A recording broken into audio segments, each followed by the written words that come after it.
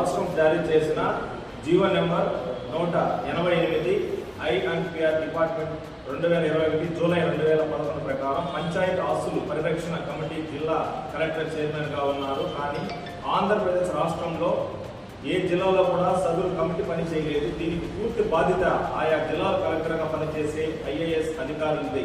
వారి విధుల్లో నిర్లక్ష్యం వలన గత 10 సంవత్సరాలుగా రాష్ట్రంలో సామూహిక వనరుల అక్రమాలకు గురి కావడం, నీటి వనరులు విధ్వంసానికి గురి కావడం జరిగింది. IAS అధికారులు విధుల్లో నిర్లక్ష్యం వలన కోట్లాది ప్రజలు జీవన ప్రమాణాలు దిగజారిపోయాయి. వీరు చేసిన నష్టాన్ని కోర్టు పరిగణించి ఉండాల్సింది.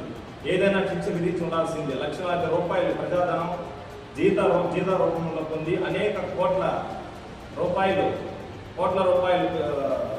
బతుకంకారులు, బంగ్లా సిబ్బంది కలిగి ఉన్నత స్థానాలు ఉన్నవారు కీలక విధుల నిర్లక్ష్యాన్ని సహించి వారి విషయం ఇది ఖచ్చితంగా కోర్టు ధిక్కరణ. సుప్రీంకోర్టు వారు మరలా ప్రజావాజ్యం సేకరించి ఒక శాఖ దర్యాప్తుగా ఆదేశాలు ఇవ్వాలని, కేంద్ర రాష్ట్ర నీతి నిజాయితీ గల అధికారులను నియమించి దర్యాప్తు చేయించి కఠినంగా శిక్షించాలని సమాచార చట్ట న్యాయ పోరాట సమన్వయ కమిటీ మరియు ప్రజారక్షణ బేరీ రాష్ట్ర అధ్యక్షులు కొన్నా రవికుమార్ పథకంలో ఆయన ఆధ్వర్యంలో మేమందరూ పాల్గొని దీనికి న్యాయం చేయాలని కోరుకుంటున్నాం.